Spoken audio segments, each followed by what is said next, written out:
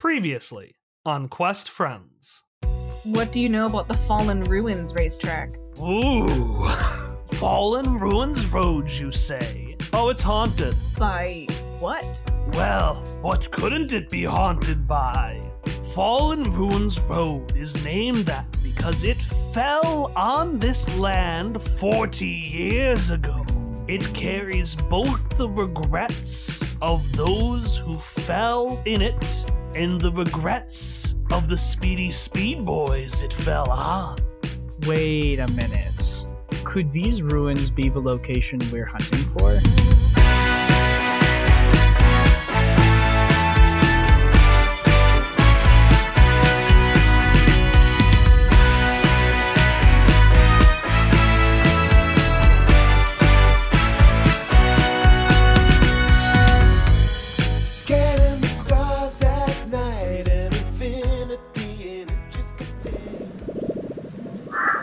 There's a weird familiarity to hearing the bog again.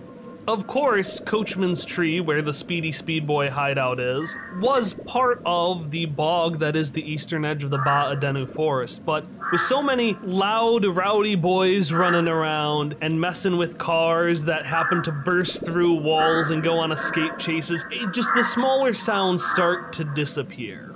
But here, about maybe half a mile out, you can finally hear those smaller sounds again. You know, the little bloop, bloop, bloop of animals moving through the bog and the bubbles that arise. The small fluttering of wings of dragon fleece, which are dragonflies, but they have like... little fleece jackets. What? little fleece zip-ups is what I saw, like the kind you get for like high school sports teams. They're really cheap, but really good. Yeah, they're little dragonflies in jackets. Like a little club. And this loud moaning from the settling ruins of Fallen Ruins Road, which has for the past 40 years been settling into the bog. Xoc and Hop, you make your way towards one part of this ruin, a tall ceramic diamond that has some of that colorful mesh wiring of the Speedy Speedboy Coachman's Tree running around it. It's kind of like a half pipe that goes around that like a car could drive through. Now that aspect is purely Speedy Speedboy. After all, these ruins did fall on what used to be a part of Coachman's Tree 40 years ago. But the part that looks familiar to you is that tall ceramic diamond, which Cubo points out. This location seems to bear the same architectural style as the Obsidian Bay location that you encountered about a month ago. Yeah, you don't say. Hop's looking around. I assume that he's holding Cubo. Yeah, Hop, you take a few steps closer as you try to take in this large diamond tower more. And you lift up Cubo, who's glowing not only of his own robotic aura, but with two never-ending lit candles on his sides. Oh. You want to go to Fallen Ruins Road? Yes, that's the plan anyway. We have some things we'd like to investigate there. I suppose it would be a good idea to look at the racetrack. It hasn't actually been used in a while. And more than that, if there's any chance we can learn something about the truth of what happened here 40 years ago, that might go even further towards, I don't know, changing people's minds. And at least it lets us take out 2 blood barms with 1 screw. I'm doubtful of that part. Why? Why do you say you're doubtful? And she turns to, like, add something, and she just murmurs under her breath, upset Jimmy. Everyone just kind of listens to Jimmy nowadays, and Jimmy doesn't listen to anybody. I don't necessarily think finding evidence there would convince him of anything. I'm not really sure that's what he wants. I think I should have a talk with Jimmy.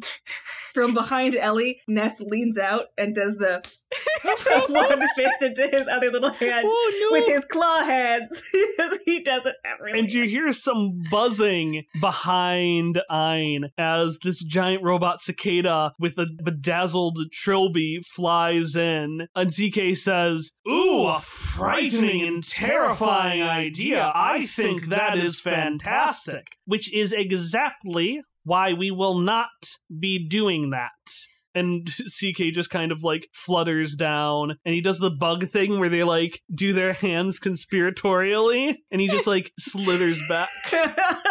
It's not like I'm gonna, beat him up or anything unless he makes the first move. It's more just a civil chat between two people who have very strong opinions. That's what they're calling it nowadays. Mm-hmm. Ellie will look back over at CK. We'll discuss this later. CK, so 2 of his hands, now the rest of his little bug hands continue to do like the conspiratorial thing. Well, I think we should still try to get some evidence because evidence is everything. But, there's actually a second reason that we want to go to the ruins. We're looking for something called Red's Blessing. Does that ring a bell? Red's Blessing? I'm not familiar with the term. Does it have something to do with the ruins? We think so. There is one part of Fallen Ruins Road that no one's been able to really see a whole lot of. I suppose that might have what you're looking for, and guess we can try whatever we can to convince Jimmy. That sounds like as promising a place to check as any. Thank you. Is it okay if we go look at it? She crosses her arms. I suppose if there aren't any official restrictions, they're gonna keep a closer eye on the Drifter for the race, but for Misha's pit crew, I don't see any reason why not. Great. So, Hop will turn to the rest of the group and be like, I think we should get going right away to look at it. Who wants to come with? Because I kind of really want to go look at it. Xoc is going to, pause and look over at Misha for a moment and say, I don't want to leave you alone here, but I guess I'm the only one who can read the writing, so I better go. I'll watch Misha's back. Xoc will nod.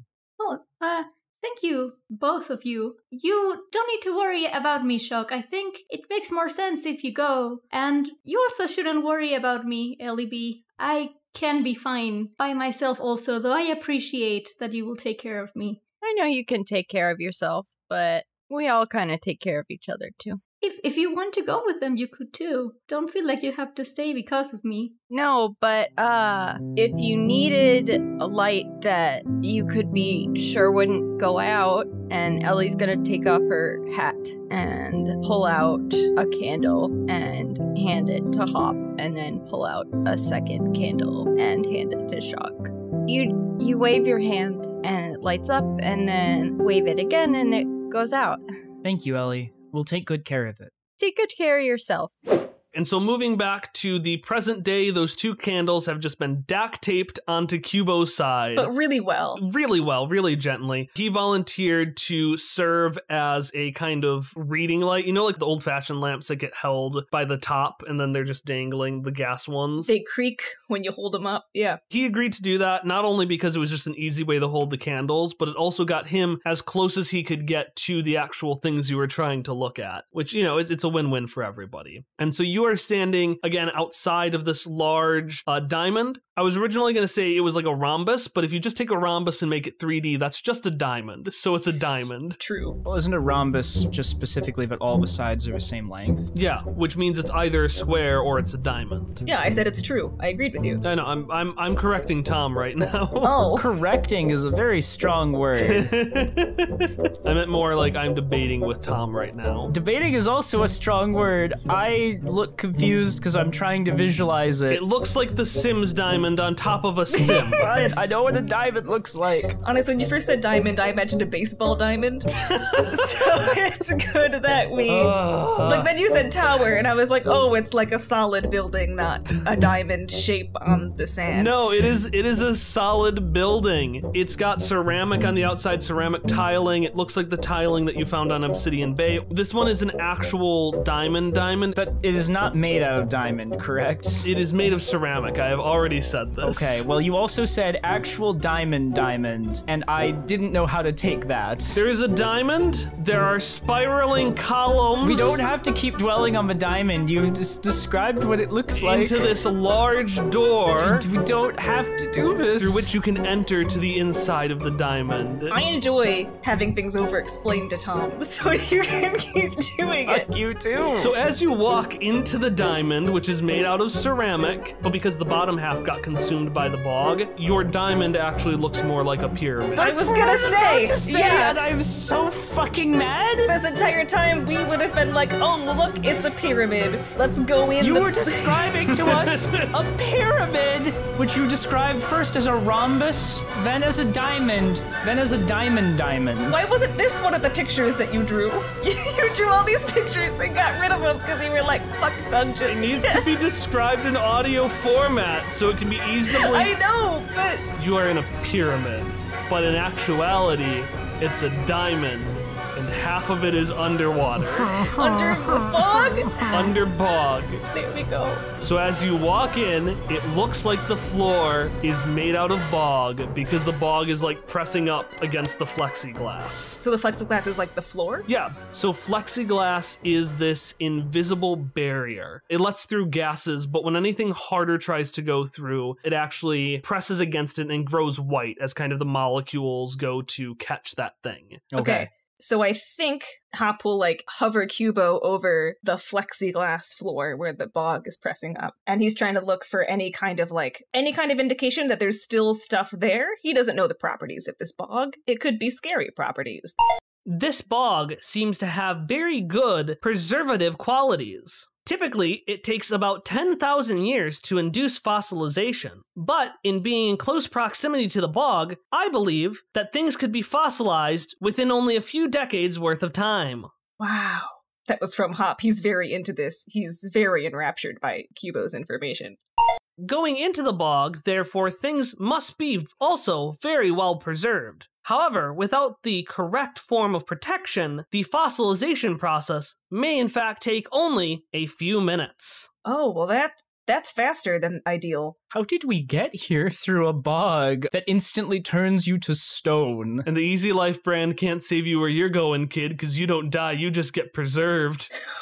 That's really scary. I don't like that. I'm going to shove that aside. I'm going to shove that thought out of my head. Xoc wants to look around this entrance and see if there is any writing. Okay, that's a good catch. So you were looking for the writing, which as we remember, and by we, I mean me and probably nobody else, as was mentioned last arc, the writing, it was words written on these glittering powder pages. You don't see those pages anywhere in here, but you do see that glittering powder, which seems to be floating around in places, kind of like hovering in front of certain doors and hovering all around you. And give me a roll. I want to see how much you see, how much knowledge you get right away. All right, I will spend 2 levels of effort. That costs me nothing.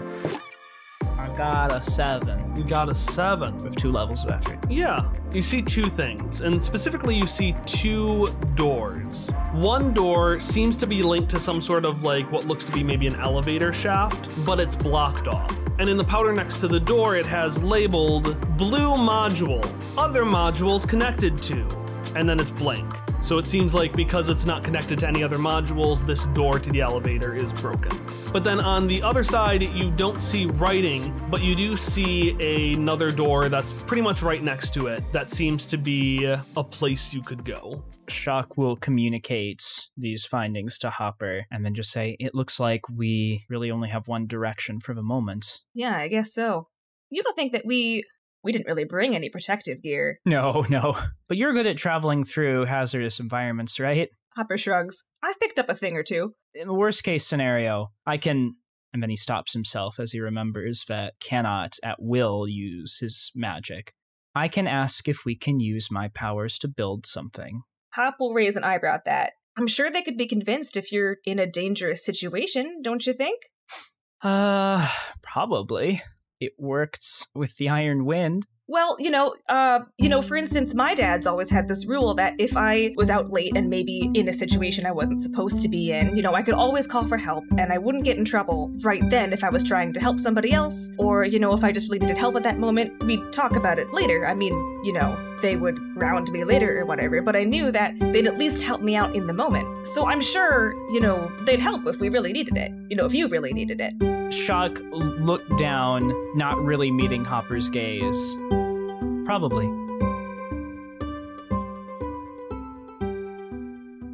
All right, Hop, you ready to declare some fossils guilty? Fucking yes. So you make your way up to the next door, which is actually up a small staircase. And as you get closer, you actually do see writing. And the writing says something along the lines of the Blue Module, focusing on research of alternate observation and turnabout thinking. Yes! Give it to me. Which we would think of as puzzles. And if this whole place was open air, everything would have just been slooped up by this point, right? It all would have been turned into basically air fossils. But in this case, a space has actually been preserved on the inside, a series of rooms which you can take from here to the top of the tower. And this has actually been preserved because a series of vines has been growing all across this. It's part of the bog for the most part. There are these bog-like vines that aren't actually really affected by the fossilization because this is where they exist. And they're roping around and they've been really taking over the space. You've seen it a little bit, but this is the most notable because they've actually knotted themselves completely over the door, locking in all air in there. Long story short is, they're not actually fossils, but there is like this just door of vines covering the archway. I'm sorry. I just imagined, like, vines, like, I want to see my little boy. Like, all these videos all over the door. Like, we can't get in there, too many vines, all playing at once. Should have left you on that street corner where I found you. But you didn't! And the reason the vines can't fossilize is because Vine is already dead. That makes no fucking sense. But I still appreciate it. But that being said, you do actually hear some things that aren't just comedic vines coming from these vines. Things like, my life? Or, I got me a drink. Or just, I did. Thanks. Okay, I'm gonna listen a little bit closer to see if they say anything helpful in any way, shape, or form. Nothing that can help you get through the vines themselves, although, Hop, you could swear, as you get up to them, you do hear this one whisper. Sleep more. Sleep more. Sleep more. He ignores that one completely. We all do. Would you call these vines an environmental hazard? I guess. Yeah, you yeah, can they get are. The answer is yes, because they're clearly an environmental hazard. I would like to apply my skill in navigating those things. You gonna wriggle through the vines? I was hoping I'd come up with an idea while I was speaking, and I haven't, so I'm just gonna keep talking while I'm thinking out loud. What happens if I touch them? They don't really move. They will like shrink back a bit, but as soon as you move, they'll go back to their former place. But I'm not hurt. They didn't hurt me. No. And in fact, as you pull your hand back and you're like, what is happening? You actually hear them also whisper, critical questions remain. Like what? He responds to the vines. Critical questions remain. Critical questions remain. Do you think horses freak centaurs out? No. They don't respond to that. Okay, I'm just hoping that maybe they would.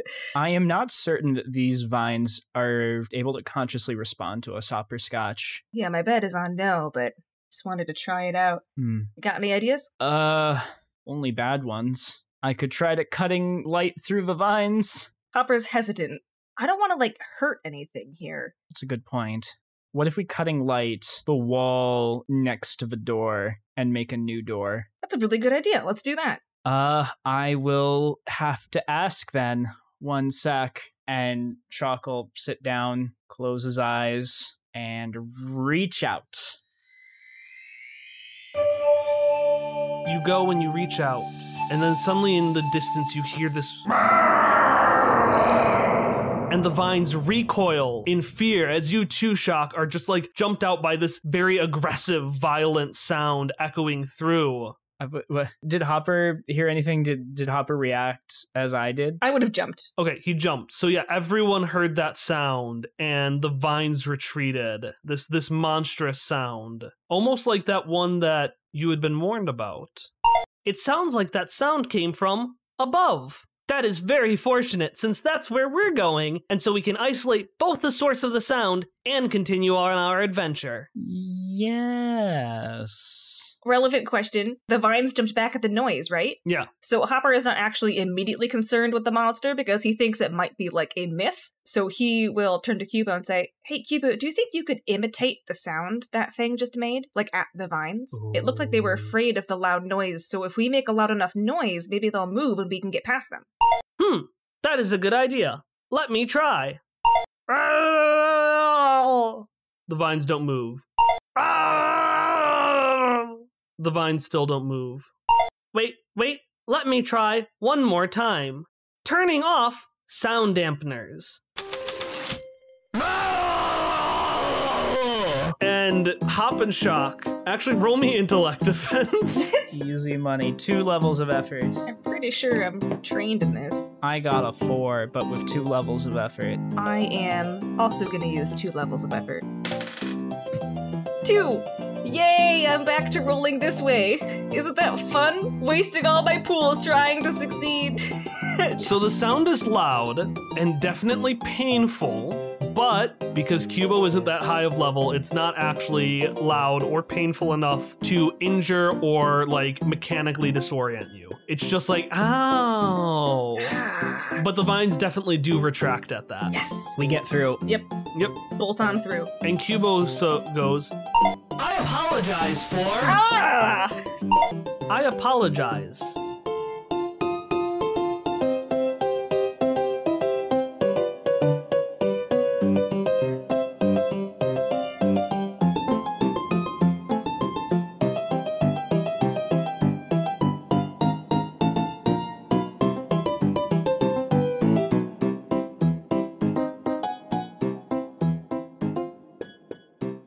Hello and welcome to the announcement break for Quest Friends episode 63, One Neon Night, part 5. I am Kyle, your GM, and in addition to our intro and outro song being Friends in Atoshio, both by Miracle of Sound, my voice is very sore from a very fun bonus session that we recorded today, so I'll try to keep things brief. For our announcements today, I wanted to thank everyone who provided prompts for our vines. So a good while ago, I asked the good folks of the internet to just fill out a few prompts, things like what was the last text, what was the last line of a book you read, so on and so forth. And it was from that list that I pulled the lines for this episode. And I'm actually going to pull the lines from future episodes as well, because there's more to the vines than meets the eye. We do have a long-standing Q&A thing going on with our Tumblr, so if there's any question you've had with Quest Friends, anything you want to know, behind-the-scenes stuff about like fun character interactions, or just you want to express an opinion but phrase it like a question, check out questfriendspodcast.tumblr.com. And if you don't have a Tumblr, I would still start thinking of some questions because we may need some of those in a short while. But we'll talk about that on next episode's announcement break. For now, all you need to know is that our next episode will come out on Monday, September 7th. But if you'd like additional content before then, you can find stories, artwork, and behind-the-scenes insights at patreon.com/questfriends. I'll see you there.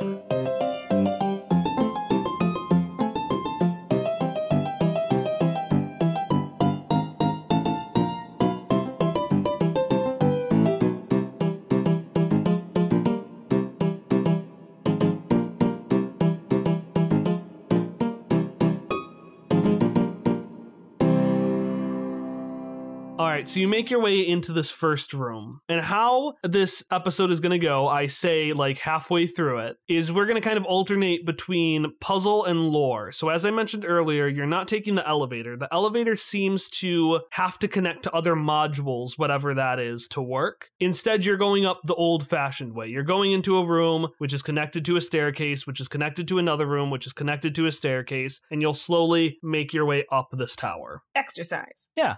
So you're in your first room. Now this room seems to be a study of, I'm gonna say duplicate things is almost what it looks like. You see 2 of every object. You see 2 fossilized minions, You see 2 like flower pots or jars. You see 2 light bulb like shapes, a few dozen of just multiple different animals that you're not familiar with at all. And you see 2 of what are called sediment tattoo guns. These are the guns that make markings on the Prilemans. So you know, Xoc saw one with like prismatic markings that actually came from these little gun things.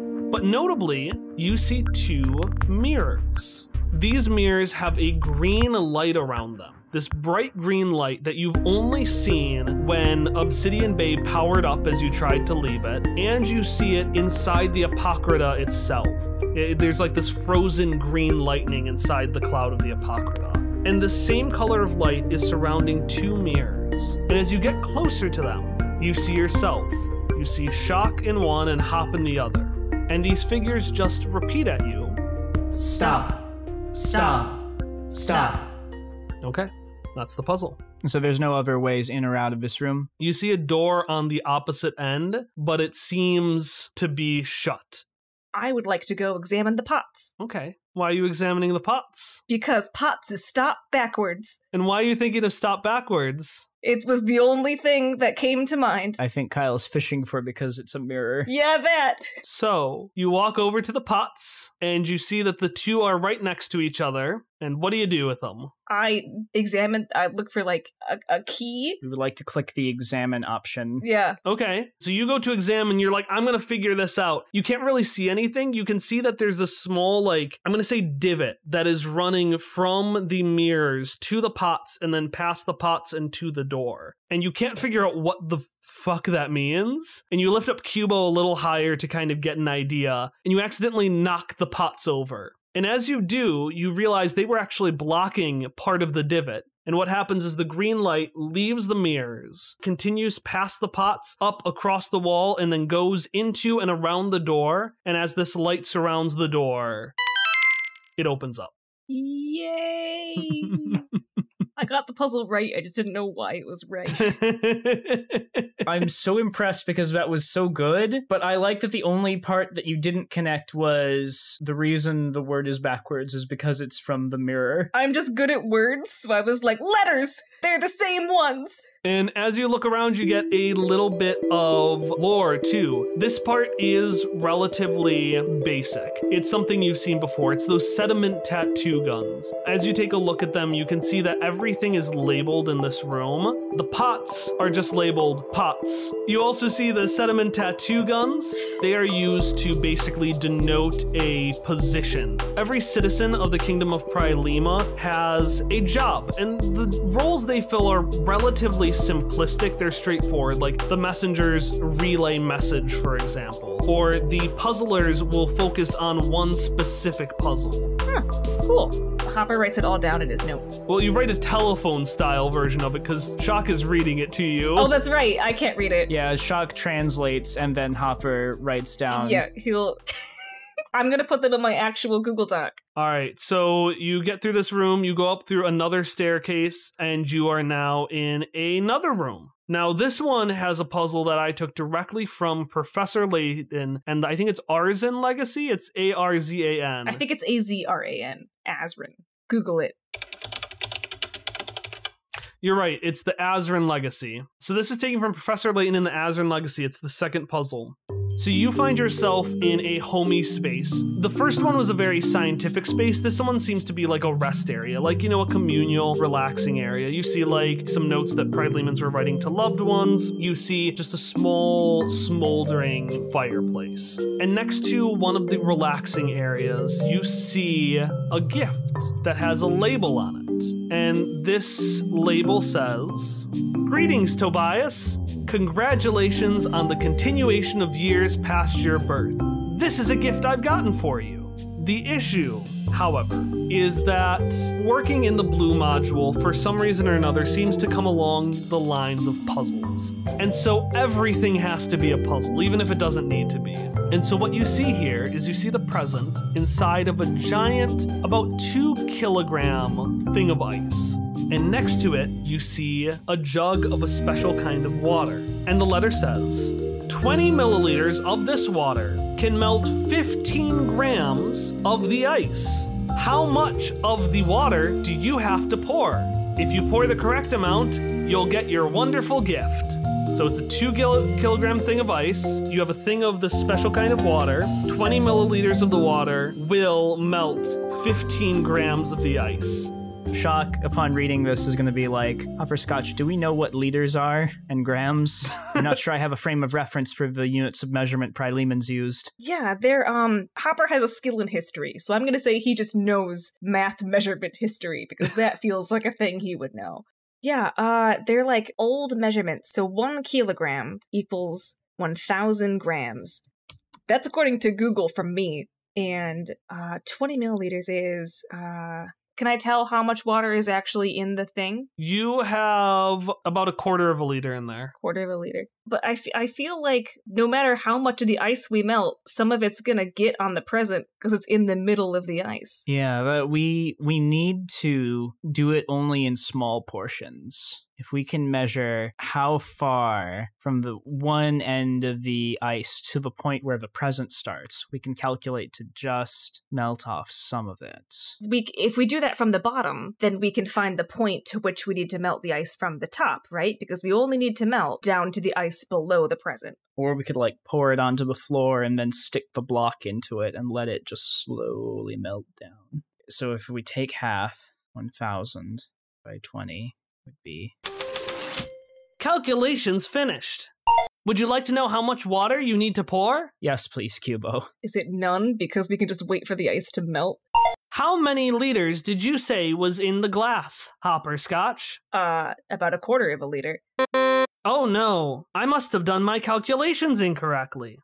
According to my calculations, we would need more than a quarter of a liter of water to melt all of this ice. But we don't need to melt all of it, we just need to melt some of it to get the present out. I suppose that is technically true, although it does violate the purity of the puzzle. Hopperscotch, did you mention waiting for the ice to melt on its own? Well, I thought that might be a possibility. This area is rather cool and damp. If it would have melted, it would have done so over the past few decades. However, if we could find a warmer external source, perhaps it would be possible to melt the ice without using any of the water at all. You want to know the solution to this puzzle? Is the solution to take it to a fire and let it melt? It's put it next to the fireplace. This is the genuine solution to the puzzle in the game. There is a fireplace in the background of the picture and you have to put it there.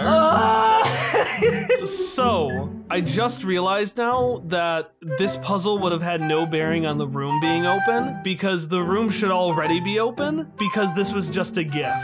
Each of you roll me a d10 and I'm just gonna give you a cipher. 5. 2. Alright, so Xoc, you get a pocket mirror containing a light that keeps bouncing between each half. As it does, the half of the mirror that the light is currently in grows unbearably hot. However, if you close it, it is not hot.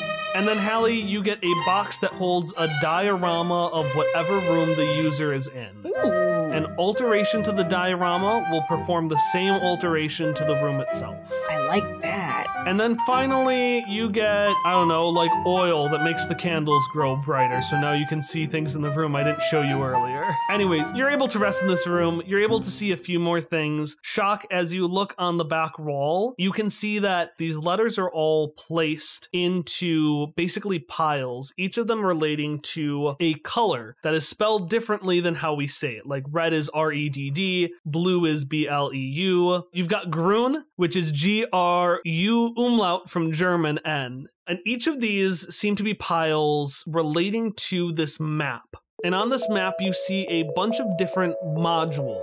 It's a list of all the modules of Prylema. And under it is the text, each part simple in its own, but combined with others creates infinite complexity. It seems that the setup of Prylema is that each module serves its own specific purpose. blue is for puzzles, green is a kind of residential district. So it seems like each module has its own purpose and floats on its own, and they're just able to connect to each other, like, I don't know, toys that you buy and you get them out of an incomplete set and then you put them together and it makes like a bigger... Voltron. Yeah, it's a city Voltron. It's Voltron the city. And so that must have been what the elevator meant. It must have not been connected to any of the other modules. You also see that each of the modules has like a definitive shape. So in the center of each, it has a shape. You have, for example, this one has that diamond shape. Groon has a circular shape. Everything is focused around the circle. Orangay has a octagonal shape. And you can recognize looking at that is actually the exact layout that you recognize from Obsidian Bay. Ooh, cool. I take notes on whatever Xoc told me. So this is out of character, but there were humans in Prilema, right? No. This wasn't a human civilization? Because I've been laboring under that impression the whole game. No, they are robots with vine innards. That's all you've ever seen when you've seen Prilema. They're just robot people. Oh. Or stone people. Well, now my Stellaris Empire is inaccurate. Fuck. All right, so you make your way through the remaining puzzles. For the sake of time, I think I'm not going to go through any other puzzles. There was an additional sound one I was going to do. In case anyone is curious, I'll throw that one on the Patreon if folks want to try to figure out the answer to that one. Sure. And so then you finally make your way up to the top. You are now at the tippity top of this pyramid, which is actually a diamond, but for all intents and purposes, it is a pyramid. You have gone through another layer of vines, and it seems like all the rooms you've been in have been protected by these vines. Hubo has scared them off for the most part, although occasionally you still hear that in the distance. And you finally make your way up to the top, and this top area looks vaguely familiar. Back when you were in Obsidian Bay, the citizens, or more accurately, the robotic duplicates thereof, had taken residence in two trapezoidal buildings, each of which was connected to a long tube extending into the mountainside. And sure enough, up here you see the same. Multiple shack-sized, three-dimensional trapezoids with tubes extending out of them into the walls of the diamond and, presumably, beyond. And as you take stock of your surroundings, you suddenly remember that back when you explored Obsidian Bay, you found that these buildings had been housing small pods on their second floors. And you wonder, what connection do those pods have to the tubes?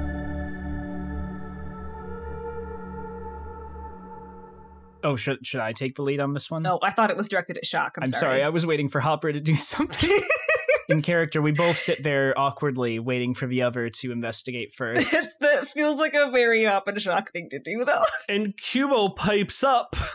I believe this room is meant to be a way to connect and transport to other modules. While we are not connected to other modules, it is possible that others exist through this bog, and these tubes might be the most effective way of getting to them. Oh. Cubo, do you think these tubes are still serviceable? We could be fossilized if we go through there unprepared. That's a good point. Hop looks almost disappointed because he was really excited at the prospect of tubing to a different pyramid. Well, let's take a look. So you go into one of these areas. Now, we're going to flash back to Obsidian Bay. If you remembered when you went into the saloon, there was like this main floor, and then you went up some stairs, and there was this pod connected to a tube. And at the time, you didn't know what it was. Now looking at it, you see that pod again. This pod is something that you could fit into. Both of you could fit into a single pod. And while Obsidian Bay claimed these were like sleeping quarters, you realize now that with these stone seats, it's like the tubes from Futurama if you sat inside of things and it shot you through them. I gotcha. So you see this tube, and yeah, roll me something to try to get it to operate. Okay. 14. 14. You take a look, and it doesn't budge. Damn it. Every time you've gone through a room, you've seen those lines of green light wrap around whatever something is, and it almost seems like they're powering it. Like that is what powers the area. And you don't see those around here, so it seems like this doesn't have power. Meanwhile, Xoc, you've explored a bit further down the tube. There's still space where you can just walk through the tube past the little sphere thing. And as you get to the end, you realize that the end of this thing is kind of actually shattered off. Presumably what happened is while it crashed, you know, these tubes are very fragile, so presumably it just like snapped in two or something like that. As you look out, you can't see a whole lot because of the bog. It's completely pitch black in there. There's still the canopy that hides everything. You still do see in the distance some lights. Specifically, you see those tubes of neon lighting that were indicative of the walls of Coachman's Tree. And based on your excellent sense of direction, which Xoc now has, I do have a good sense of direction, so thank you very much. you can tell that these lights are not in fact from where you came from. They're from a part of the Speedy Speedboy hideout that had been crushed when the Apocrypha fell 40 years ago. And that's like far away, those lights, right? Yeah, I would say it's about a long distance, if I were to categorize it in one of the categories. Just one of the categories. Oh, hold on. Let me check something. All right, yeah, that's what I thought. That is within far step range. Xoc will return to the chamber and say, well, unfortunately, it looks like the tube broke when this fell, so even if we do power it again, we wouldn't be able to use it to cross. But if I can use it, we could far step across. There's another habitable section on the other side. Do you want to try? I mean, I don't have any better ideas, so I guess I should. And once again, Xoc will sit down, close his eyes, and attempt to reach out.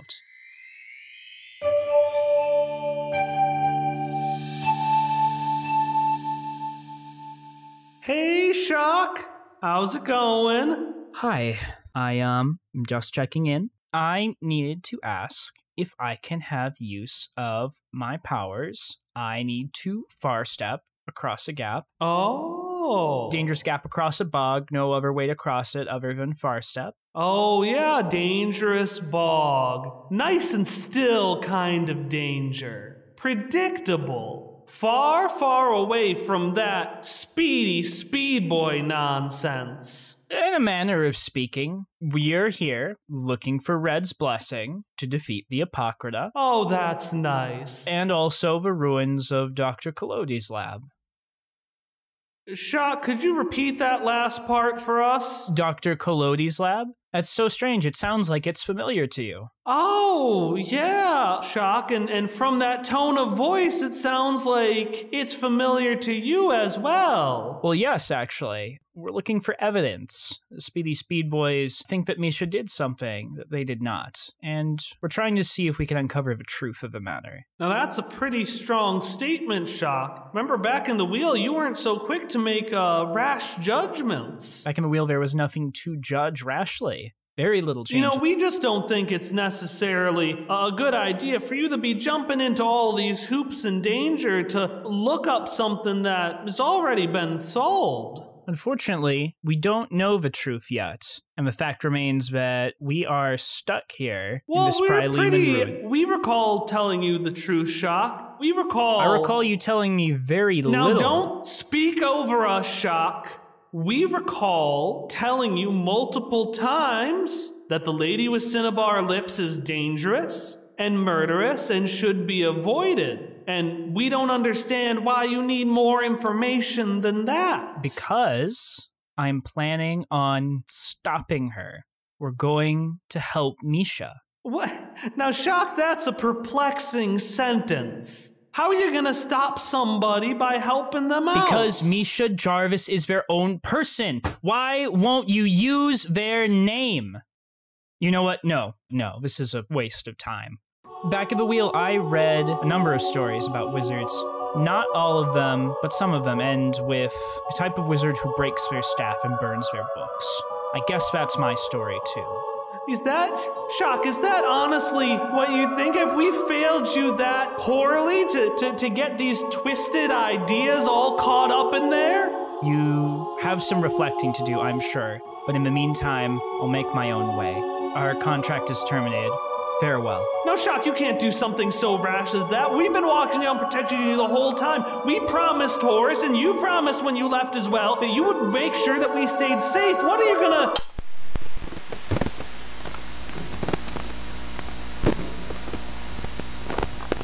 And you sit in A weird kind of silence that has been unfamiliar to Xoc before. Not a silence of the surroundings around him, but a silence of something in the air.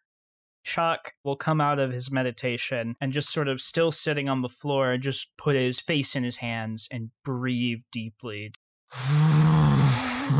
Didn't go so well, huh?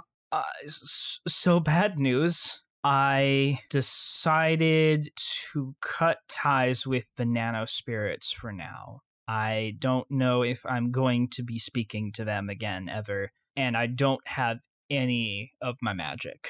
Are you okay with how that went? Ask me again in a few hours. I don't know how useful I'll be for the rest of this journey, but at least I can read the stuff in here. Suppose that's one thing. Well, we'll figure something out.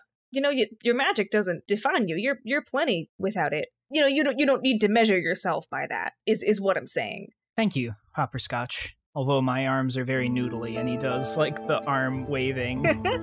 Hopper will laugh a little bit and say, we'll manage just fine. And as you say that, no, the echo resounds again. But it gets louder and louder. And I need you to roll speed defense.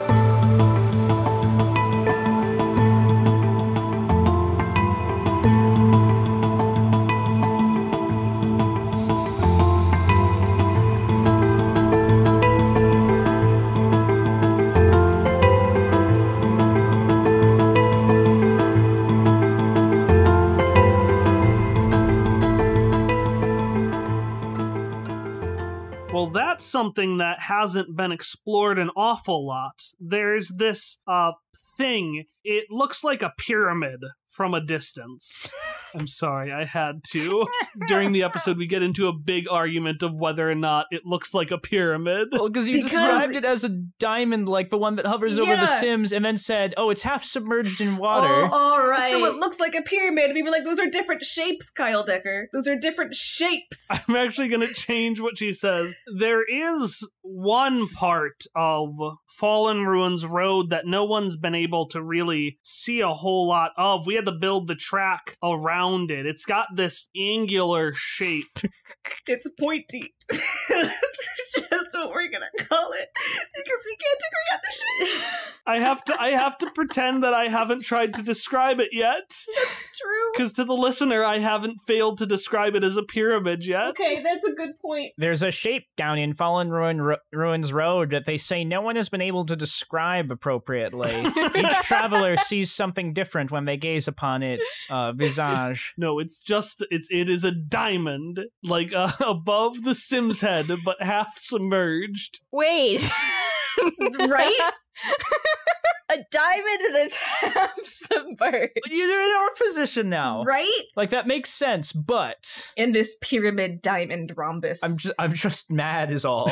This pyramidus. Like, every Professor Layton puzzle where they ask you how much do you need for something, your second answer, if you were wrong the first time, should be none. Because it's probably like, you did it! You're right. You don't actually need to do this at all in order to solve the puzzle. It's like the time I legitimately wrote out formulas I remembered from like high school algebra class to do that frickin' triangle puzzle. And it was like, if you flip it on its side, you could fit the triangle in the other triangle. And I was like, fuck you. Because I spent such a long time on it. That puzzle got everyone, every single one of us. Upset me very much. You see the Menines are actually a copyright-avoiding evolutionary deviation from the Anines. They're tiny Anines that are so small they can float in the air, high above where Monty Cook Games can sue us. This is the new idea for the monster, like just a vine beast. Like somehow we get attacked by both the guy who's sliding through that wet gas station area and slowly sliding down the shades, and the guy sliding down the snowy hill in a bathrobe with a cup of tea. Road work ahead. Yeah, I sure hope it does. Everything is in crumbles and ruins.